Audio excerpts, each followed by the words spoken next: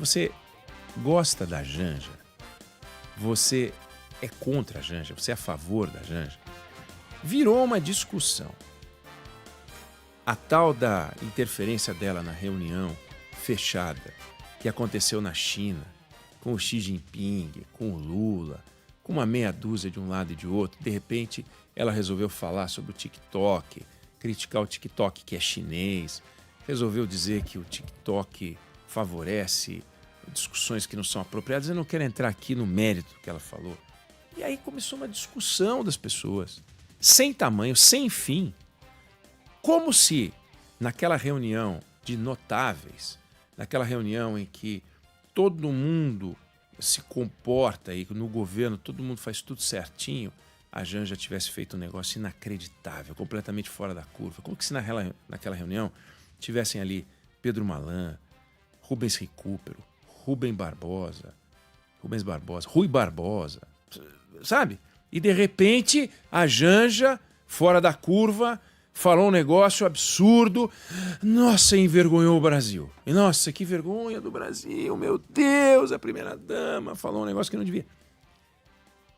Gente, o governo brasileiro foi para a China e gravou um vídeo na praça, ali na Praça da Paz Celestial. Gravou um vídeo, perfilou todos os ministros e gravou um jogralzinho que é de um absurdo. E olha, já deve ser da gestão atual do Sidônio, hein? Os ministros fazendo positivo, um falando, temos energia, viva a COP, por um Brasil melhor, pela agricultura brasileira, viva não sei o quê. O que você fala? Eu fico imaginando o Xi Jinping chegando no Brasil com os seus assessores, seus secretários, seus ministros e tal, e lá na Praça dos Três Poderes gravando um videozinho com todos os ministros chineses falando, fazendo suas declarações. Ou então o Donald Trump fazendo a mesma coisa, colocando seus ministros todos, não são ministros, são secretários, fazendo um videozinho. Isso é uma coisa infantil, mas nós fizemos. Aí a culpa é da Janja. A Janja é que destoa. O governo vai para lá e o presidente da República dá uma entrevista dizendo que vai trazer para o Brasil, a convite, né, convidou, pediu ao Xi Jinping, especialistas para nos ajudar a fazer a regulamentação das redes sociais. A China. A gente não pode fazer sozinho, a gente tem que pedir para a China. A China, o berço da liberdade, vai nos ensinar a fazer a regulação das redes sociais. Um país que tem censura vai ensinar um país que não tem censura a fazer isso. Quer dizer, e a Janja é que destoou quando pegou e falou do TikTok.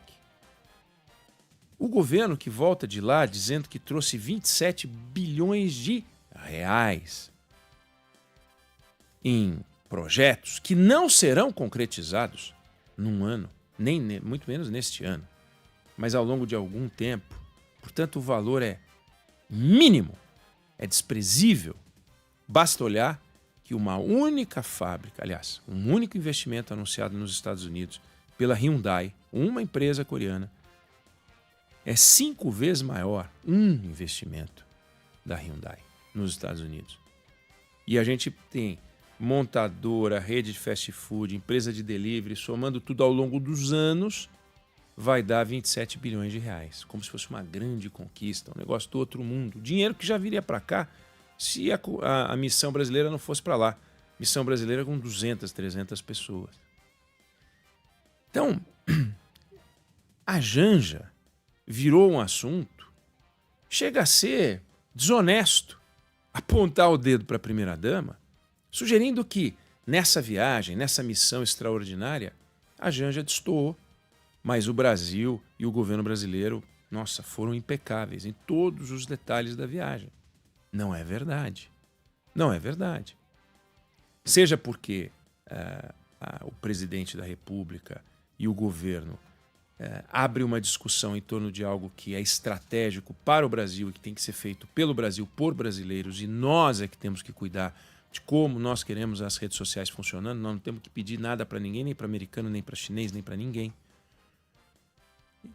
seja porque a gente tem que ter um senso, um sistema métrico de, sabe, 1 metro tem 100 centímetros, 1 quilo tem 1.000 gramas, é uma noção. E de que 27 bilhões de reais, trazendo tudo para o ano de agora, como se fosse, ainda assim seria um número, né, não seria impressionante. Mas quando você sabe que isso vai se espalhar por algum tempo, fica ainda mais modesto ainda. E perto dos exemplos que a gente tem lá fora, mais ainda. Tudo isso por quê? Porque a gente está sempre... A gente está fora de foco. Casa com o que eu falei aqui há poucos dias, com a ideia de se discutir no Brasil, na eleição de 2026, um projeto de país.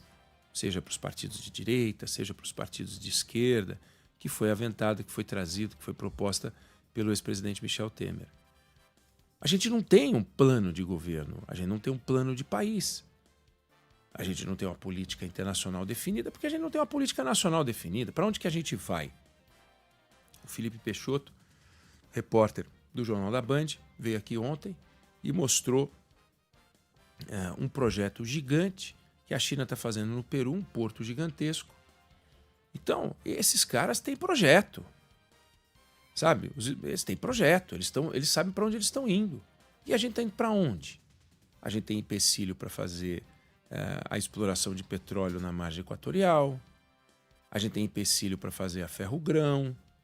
A gente tem empecilho para fazer uma conexão ferroviária com este porto no Peru. A gente está todo travado em infraestrutura. A gente está todo travado em energia. Tem um mundo hoje acontecendo que é o mundo do data center. O data center hoje é um país de consumo de energia. Se fosse um país, o consumo de energia do data center em 3 anos seria o 4º maior país do mundo em consumo de energia. Data center. Vocês conseguem acreditar nisso? A China seria a primeira, Estados Unidos, Índia e data center. Aí viria a Rússia. Se houvesse um país chamado data center, daqui 3 anos ele seria, 4 anos, ele seria o maior consumidor de energia, 4º maior consumidor de energia do mundo. E o Brasil tem 180 data centers. Nos Estados Unidos tem quase 5.000 data centers. Cada data center são dezenas de bilhões de dólares, muito mais do que 27 bilhões de reais. Quando você pensa nos grandes data centers. O TikTok está discutindo a construção de um data center no Brasil, no estado do Ceará. Só esse investimento são 50 bilhões de reais. Olha que loucura. Só esse investimento aqui. Um data center. E por que é tão importante isso? Eu não quero falar de data center hoje, mas por que é tão importante data center? Porque o consumo de energia, você precisa guardar os dados, e o consumo de energia é brutal. Quando a gente faz uma pesquisa no Google, a gente gasta X de energia. Quando a gente faz a mesma pesquisa num desses aplicativos de inteligência artificial, a gente gasta 10 vezes mais energia. Então, o consumo de energia com inteligência artificial, hoje a discussão no mundo é energia e inteligência artificial. Energia e inteligência artificial. É o que se discute. Então, quando você junta energia e inteligência artificial, se a gente está longe dos avanços e a inteligência artificial pode gerar desafios para o Brasil, para a qualidade de mão de obra, no entanto, a fartura de energia pode trazer para cá, graças a isso que nos desafia, uma quantidade de recursos extraordinária, muito maior do que esses 27 bilhões de reais, que são pífios comparado ao que se pode trazer para o Brasil. E a gente fica discutindo a primeira-dama. Se ela errou, ela não errou, ela deveria ser mais discreta, deveria ser como a Marcela Temer, deveria ser como a Michele Bolsonaro. Não, deveria se concentrar mais nas questões como Dona Ruth Cardoso, né, muito bem formada, extraordinária figura, formada em ciências sociais, mestrado, doutorado, 2 pós-doutorados em universidade americana.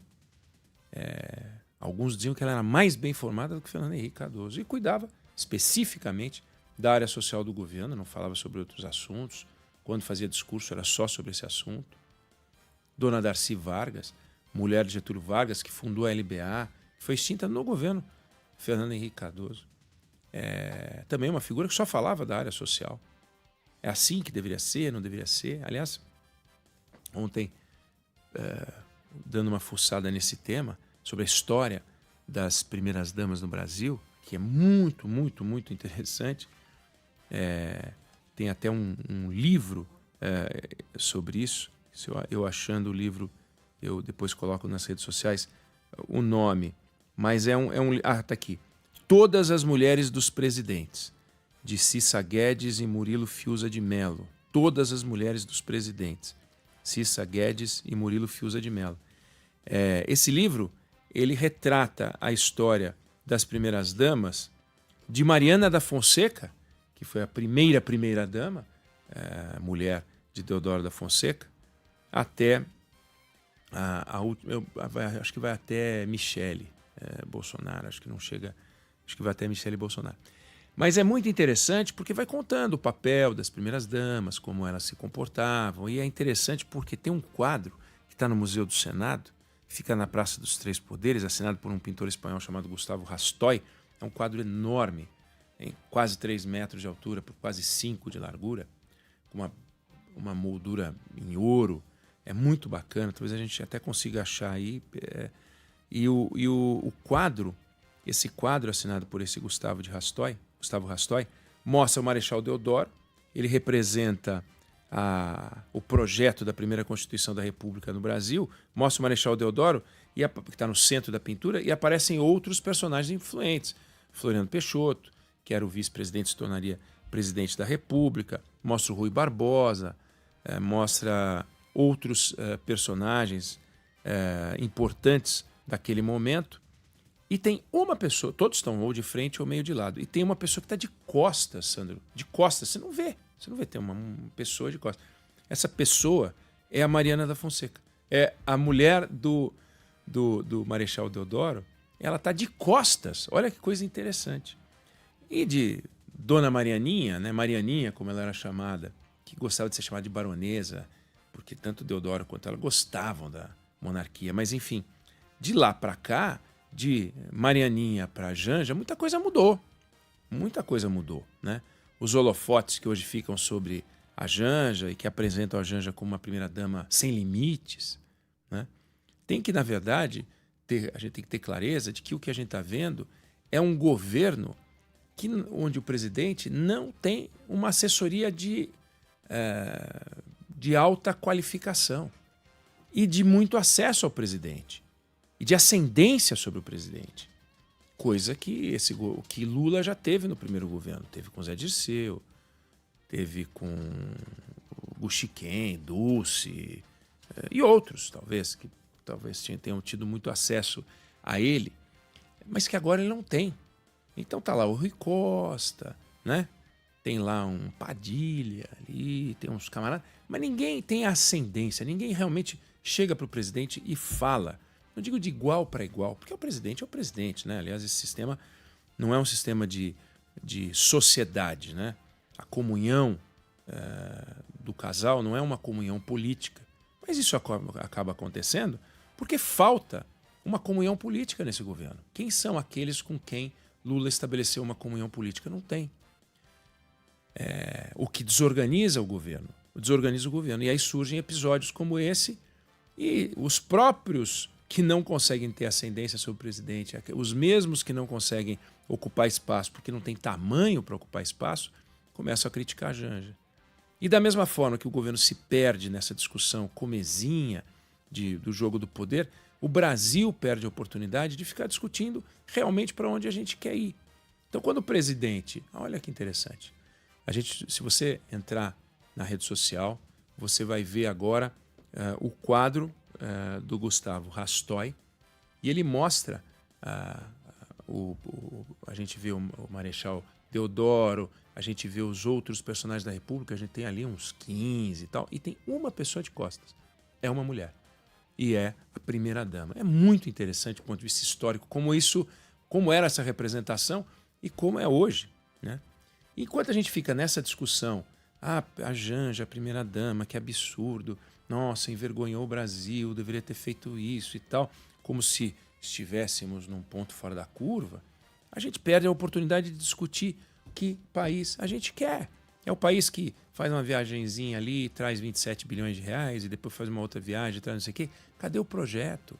Cadê os 10 projetos mais importantes do Brasil. O que a gente quer com a educação nacional?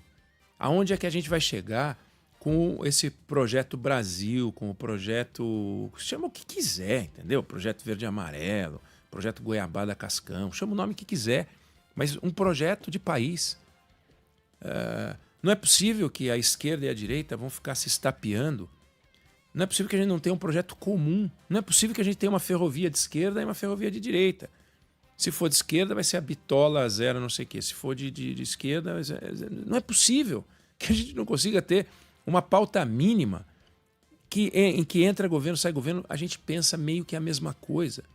De um resumo básico de país para onde a gente vai. Não dá. Para uma hora é uma coisa, outra hora é outra. Aí um programa chama de um nome, outro chama de outro nome, depois muda o programa, depois lança a pedra fundamental, depois... Sabe essa patifaria que a gente toda hora comenta aqui, critica? E abre espaço para os sanguessugas, entendeu? Já que nós não estamos indo para lugar nenhum, já que ninguém está olhando para o navio com um ar de dono, os ratos tomam conta. Aí surgem essas histórias do INSS, aí surgem podridões de fraude no programa de marmita. Hoje tem uma reportagem no Globo mostrando outra vagabundagem no programa de cisternas, que é um escândalo. Nós vamos falar dele mais tarde. É um absurdo. E assim vão indo. Os ratos, sabe? Vão aumentando a verba para comer, vão aumentando as verbas de iPhone, vão aumentando as indenizações para ganhar 300, 400 pau. Claro, tá largado. Quem é que está olhando para a lojinha? Então, essa sensação de desconforto que eu trago, não dá para a gente apontar o dedo para a primeira-dama, por mais que ela devesse ter ficado calada, como os outros ficaram calados, seria melhor, e achar que, nossa, então agora nós temos um problema. O nosso carro novinho, andando direitinho, bacana, freio arrumado, amortecedor, tudo funciona. Mas a Janja, aí não dá. Então, eu não sei se você concorda, se você acha que eu estou exagerando, tal. Eu queria te ouvir, que aliás, além da Air Fryer, queria que você falasse a sua opinião sobre esse cenário que nós temos hoje. Você está confortável com o que nós temos? Você tá satisfeito com o caminho? Eu não estou falando do governo, não. Estou falando com o Brasil que você está vivendo. Você acha que tem que mudar? O que você acha que tem que mudar? 11 999 592 100. Escreve para a gente. Não sei se você concorda, como eu disse, não sei se você discorda. Essa é a opinião que eu tenho sobre o assunto.